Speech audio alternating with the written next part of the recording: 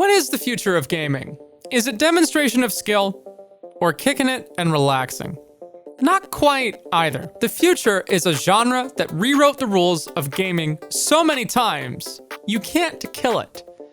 This is the story of why co-op gaming has stood the test of time, and will be here in large part for many years to come. And if you're a fan of cooperative gaming, this game has plenty in store to offer you. Control a roster of over 800 champions from 16 factions, with 1 million plus builds and intense battles that feature over 30 bosses to choose from. The game receives constant monthly support and has great reception among players, with high reviews and an active player base of 4 million users. You'll also get access to 1 legendary and 2 epic heroes, only by using our link in the description. And you can also win a free video game console. Yeah, seriously, a free game console. There's also Amazon gift cards with a total value of $10,000 and lots of other in-game prizes. So what do you have to do to win? Well, Raid Shadow Legends, the sponsor of this video, wants to celebrate the arrival of spring in Teleria with a special Spring Hunt minigame in the area Mistwood. Download Raid using our link and enter your Raid ID to join the competition. Raid is also celebrating community weeks dedicated to the players and is giving everyone a legendary champion, Chronicler Adeline. To add her to your roster, just log in for 7 days between April 11th and July 8th. Adeline is great at placing debuffs while bypassing blocked debuffs, so make sure to level up the accuracy stat with her. Check out the link in the description or scan the QR code on the screen right now to get bonuses you can only access by using those links. Get a huge starter pack with the epic champion Tayrel of the High Elves faction, my favorite faction personally. You can get another starter pack after level 25 that includes an epic Rector Drath, one of the strongest support epics. All of this is only available with our custom link or QR code. Don't go to the app or store links. Use the promo code SPRINGHUNT24 once you download the game to get silver and more for new and existing players. Come find us at the couch, our raid clan. Join it. Hit our link in the description and we'll see you there. Thanks to Raid Shadow Legends for sponsoring this video. Download the game with the QR code or the link in the description. In 2008, split-screen gaming thrives with Halo 3, Gears of War 2, and Call of Duty 4. That's what made Left 4 Dead, released in November of that year, so unique. The premise of it seemed simple. It was a zombie shooter, but it stood out despite that. It started with the acquisition of a game development company called Turtle Rock Studios by the industry veterans at Valve. Valve was a name known by guys who probably might have built their own PCs. Geeks who could tell you the key plot points of Star Trek, not Star Wars. Nerds who tinkered around with gizmos and gadgets, as well as digits and doodads. But the console world was a different beast. Most players weren't thinking about devs or the guts of their machine, they just wanted it to work. And sometimes it didn't work. It was an era where someone like Steve Jobs could sneer at the idea of gaming on an open system so that hackers and hobbyists could build ham radios or something. Console gaming was simpler, cleaner, packaged, curated. But to Valve, those limitations were a different kind of opportunity. Left 4 Dead wasn't the first instance of Valve working in the console market. If you can believe it, they actually released the original Half-Life 2 for the original Xbox back in 2004. So they knew how to get their proprietary source engine to work on this hardware. Now all they had to do was scale it and innovate. Call of Duty World at War was dabbling with a zombie mode, but Left 4 Dead was a whole different beast. With this game, Valve had a trick up their sleeve called the AI Director. That was the official name for that system. And it fit because in this game, you and 3 other players were the stars of your own interactive zombie movie.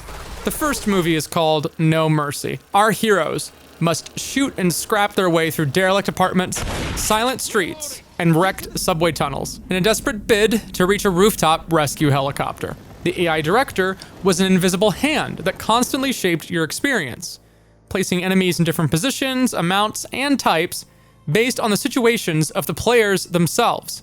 AI direction in Left 4 Dead boiled down to a sort of game world reaction system, constantly cross-referencing data pertaining to the survivors. The adventure starts off at low intensity for the most part.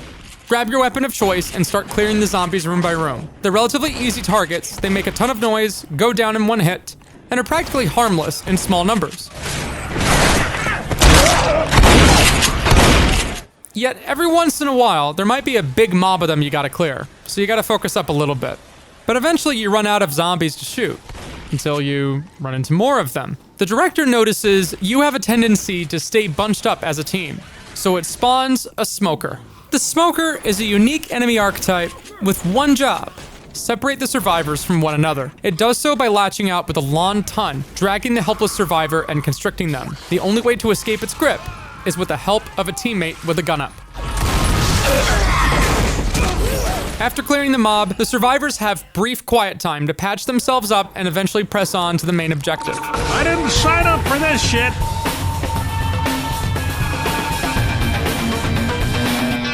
This three-part dance repeats itself again and again in Left 4 Dead. Valve's innovative approach with the AI director showed the industry that there was so much more you could do with player versus environment experiences. All the director had to do was juggle between three states: build, peak, and rest. The director ascertained when it was appropriate to amp up or cool down the intensity of the gameplay for the survivors by cataloging how intensely the players were interacting with the game. It could punish players for rushing through by not spawning as many health kits, or reward cooperative play by giving a player the opportunity to patch a teammate up. Special infected like the smoker are fun to look at under a microscope because their variable spawn rates embody the crux of Left 4 Dead's design. Player-specific environment responses are rudimentary stuff nowadays, but at the time this was novel and makes the game feel modern even when it's nearing 20 years of age. Valve wrote a beautifully simple but effective formula. Tell 4 players to go from point A to point B and use a combination of scripted and non-scripted events to keep it engaging.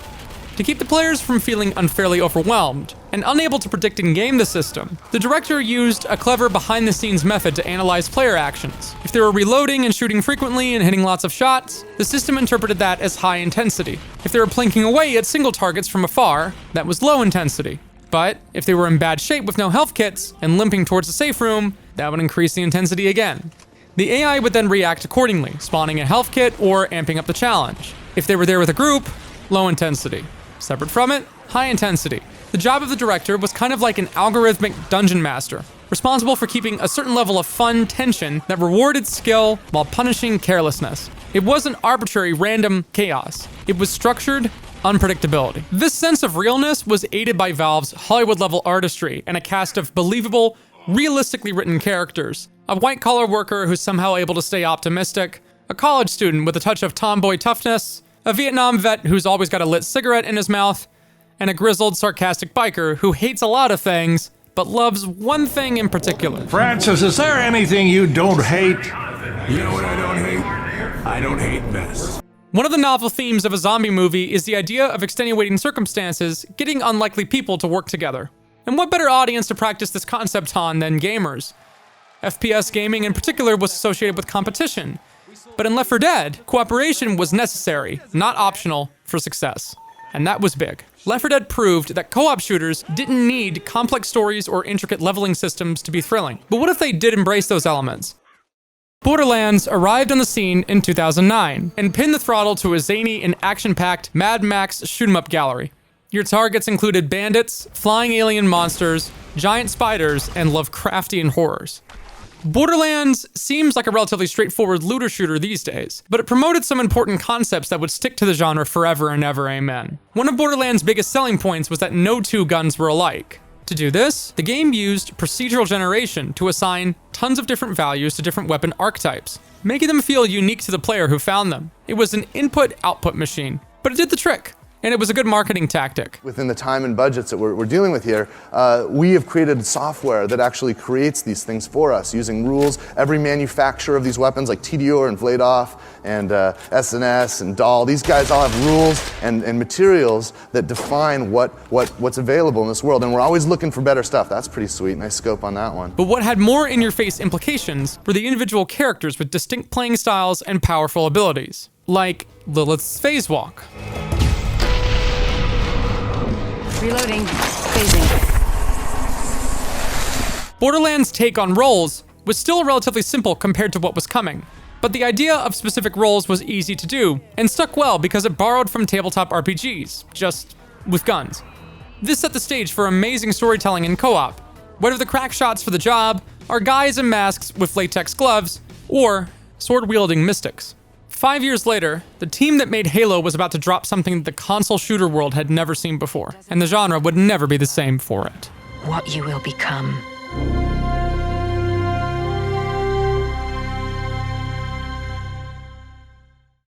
Destiny was a shared world shooter that strongly combined fantasy and sci-fi elements. It featured warriors known as Guardians, united against various alien invaders that threatened the safety of a sanctuary city on a derelict Earth. The game encouraged specific roles, much like Borderlands had. Players could choose from one of 3 classes and races, and it fused the addictive gunplay of a console FPS with the vast scale and social elements of an MMO. This was immediately apparent in the Cosmodrome. Random encounters with enemies could turn into impromptu team-ups with other Guardians who just happened to be passing by. The world felt alive and responsive, and the gunplay was fun and snappy. Critics, however, weren't shy about Destiny's shortcomings. GameSpot lamented its rinse and repeat missions, and Gamefront called the story non-existent. An appearance by famous Game of Thrones actor Peter Dinklage was lambasted as phoned in and inauthentic, becoming an infamous meme. The Hive haven't been on Earth in centuries. That wizard came from the moon. Fans expected a sprawling narrative adventure from the creators of Halo, but Destiny's single-player content felt rushed and underwhelming. However, not all hope was lost. Game Informer, awarding it in '88, called Destiny one of the first true event games of this new generation, and it still has room to grow. Little did players know, Destiny's true potential lay hidden behind a mysterious door, waiting to be unlocked. Many of the former Halo developers had moved on, and Bungie loyalists had to start over. So instead of trying to recreate Halo, the devs doubled down on the MMO aspects that the game had only hinted at. For fans of that content, Vault of Glass was about to offer everything they craved, and more. Vault of Glass was different. Vault of Glass was a raid. Guardian down.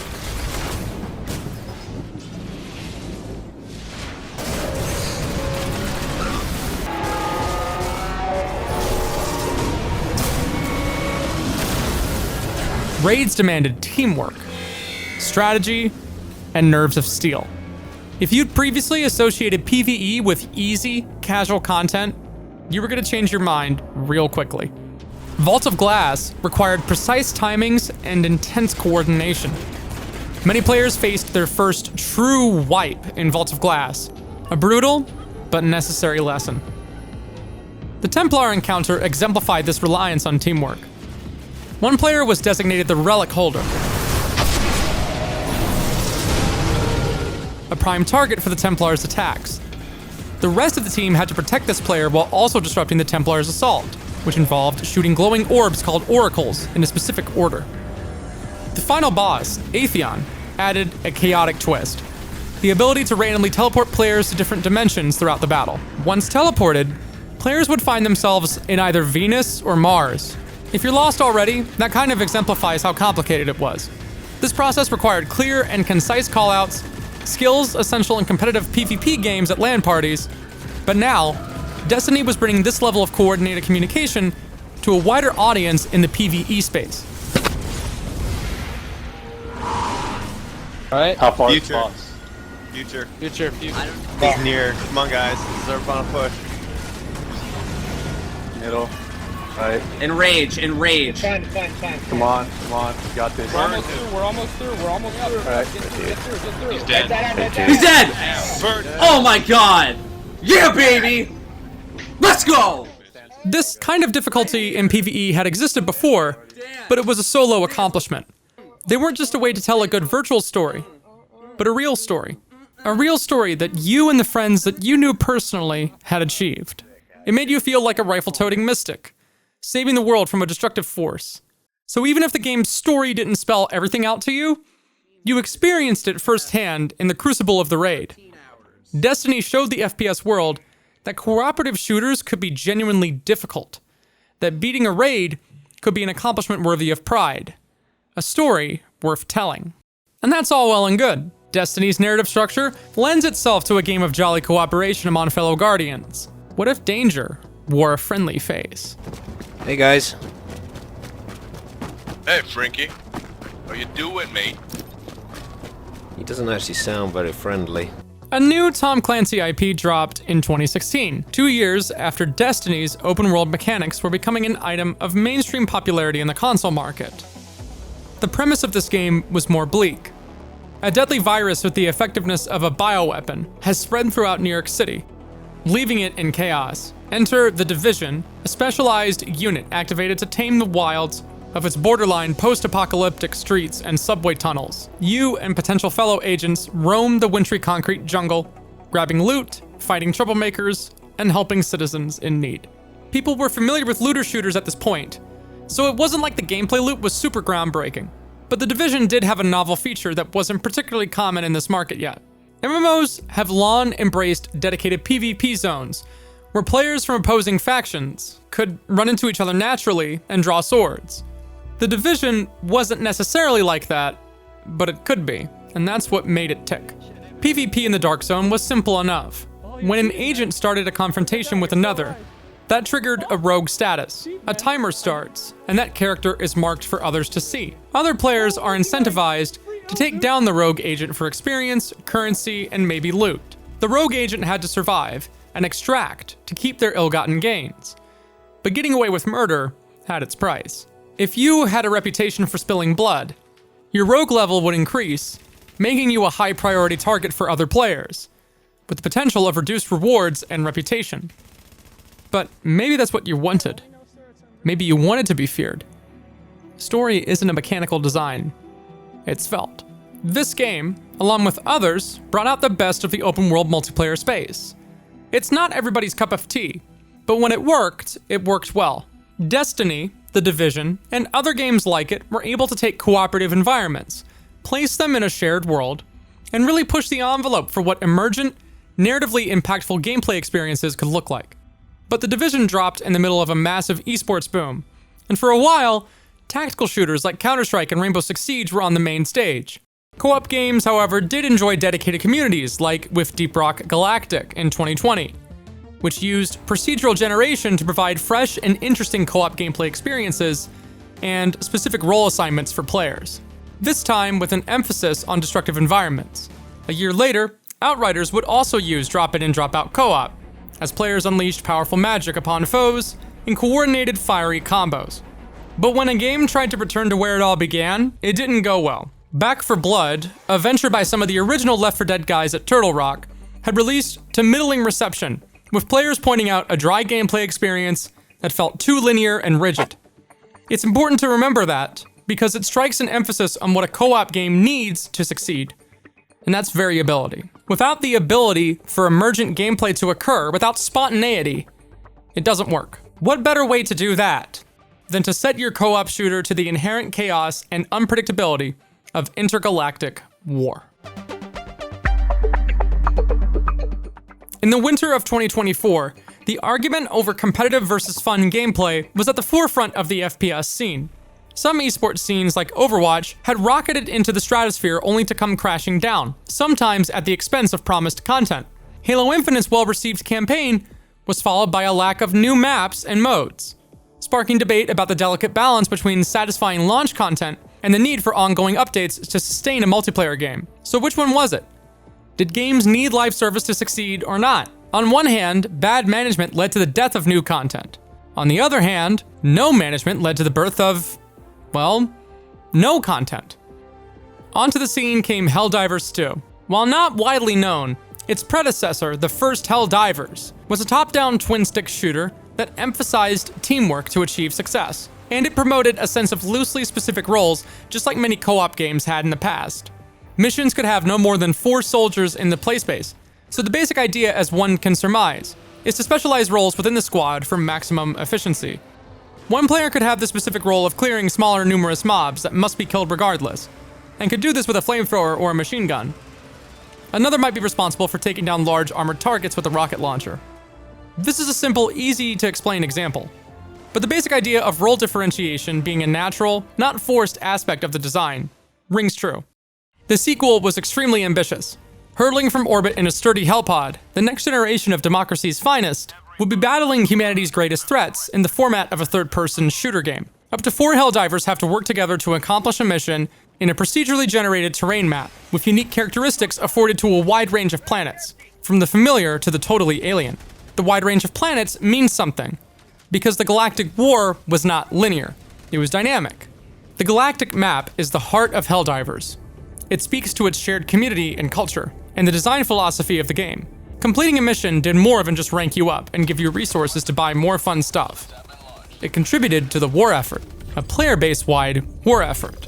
A persistent, shared, sweated in, bled in, triumphed in war effort. The map is broken up into many different sectors, with territory that's being encroached on either by the killer robots or the killer bugs. Specific planets host missions that contribute to liberating them or defending them. Progress is global, and you can see the tide of battle on individual planets. There's a sense of shared responsibility and common purpose. Losing a mission on a crucial planet feels like letting down your fellow soldiers, but succeeding feels like you've contributed to the turning tide. Players also take their discussions to forums and social media, where they can coordinate their efforts. So the staying power of the game is more than just its actual mechanics. The game is solid, the gunplay has a lot of oomph and chop to it, but the soul of the game is something truly special, and it's only possible because of its cooperative design and the nature of the galaxy map. It also leverages drop-in and drop-out gameplay in a truly emergent and earnest way. Allied destroyer joining squadron, deploying Helldiver to combat zone. When scrolling through the map, not only can you see the concentration of effort by the Helldiver Corps at large, but where your friends are fighting too. You can drop in on your friends' missions, giving you opportunities to hop in and help them at a moment's notice, with the potential to break the ice and socialize. Another cool way Helldivers utilizes this system is with its equivalent of random matchmaking and the SOS system. If divers want to do a mission without a full squad, they certainly can, but sometimes it gets overwhelming. When all else fails, a Helldiver can call in an SOS beacon, and a player who is queued in active matchmaking can hop right into the thick of it, providing an extra gun when it matters most. This makes the efforts of players in Helldivers feel real and tangible, observable. And not to mention, at the most involved of battlegrounds, you'll see many friendly super destroyers orbiting above, raining hellfire below. The game also has room for antics and tomfoolery with the friendly fire mechanic, making the loop emphasize awareness and clear thinking even while under duress. It's a game that rewards looking out for each other and working together. And that culture may have quite literally struck a blow to the more disliked elements of the gaming space.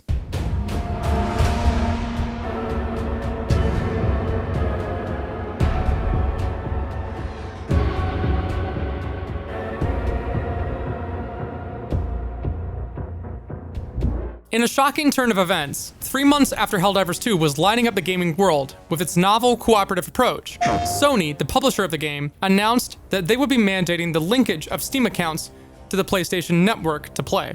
Now, this wasn't an uncommon practice. You needed an Xbox account to play Halo, but this change would also restrict the game's playability for anybody who was outside of the PlayStation Network. So if you were in the Baltics, Vietnam, the Philippines, Jordan, or Serbia, you would have played the game for 3 months and enjoyed it, and then not be able to play it anymore after you already spent money on it. This was altering the terms of the sale after the fact, and that was grounds for a refund. Normally, this kind of outcry just would have been that, outcry. But this community has been trained for a long time to understand the importance of coordinated assaults. Not just random chaotic efforts spread across a wide area. Targeted, specific objectives.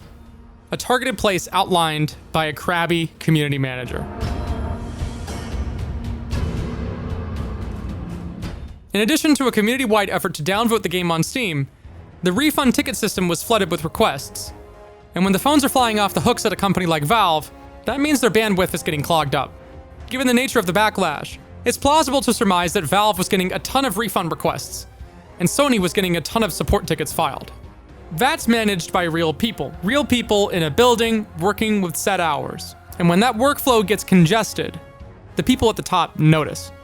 This is speculation. Valve has never publicly commented on their role in the Helldivers 2 fiasco.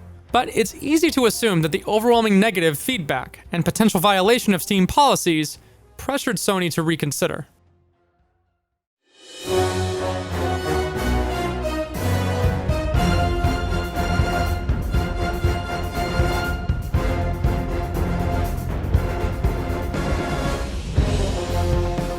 After a couple days of back and forth, Sony did something remarkable.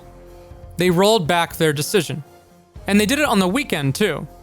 When the battle was said and done, instead of letting the game withstand the negative image on the review page, the community banded together and cleaned up the land, reversing the Steam reviews back to a positive trend. Helldivers 2 was more than just a cooperative video game. It was a cooperative consumer advocacy story. The mechanical design of the game and the passion of its community had real, actual effects on the space and in the market. The Helldivers 2 saga showed that co-op games weren't just about fun and teamwork. They were also a platform for community activism and a force for positive change in the gaming industry. Emergent gameplay provides a sense of realness, not realism in the sense of graphics or simulation, but in the emotions we experience. The highs and lows, the tension and release, the hilarious mishaps. These are all the same emotional cues we get with our friends every day. Co-op games give these feelings a tangible form, a shared experience that becomes a story. Bungie, the creators of Destiny, are hard at work on Marathon, a new extraction-based shooter that promises a fresh take on the co-op experience. With their experience in crafting immersive worlds and challenging PvE content, Marathon has the potential to be another groundbreaking title, or it could fall into the same pitfalls that plagued Destiny's early days. And Ulf Andersson, the mind behind the Payday series, is leading the charge on Den of Wolves, a tactical co-op shooter that promises to put a unique spin on the genre. It could be the next big thing in cooperative gaming, assuming Ulf doesn't leave the company and the executives microtransaction the crap out of it. Ultimately, games are designed to transport us, whether it's to a dark and sinister world or a fantastical realm. We crave both difference and familiarity, the thrill of the unknown and the comfort of the known. We enjoy games for the ability to make us feel like the lead character in a zombie movie, a sorcerer fighting evil, or just another cog in the democratic machine. Co-op games combine the performance-based appeal of a team sport with the fantasy and excitement of reaching triumphs in a different world, but with the added magic of shared experience. That's why the genre is not only here to stay, but will continue to thrive, weathering the storms of any drama the gaming industry throws its way. What co-op games are you playing right now? From us at Couch Co-op, thanks for watching. And yeah, we finally did a co-op video.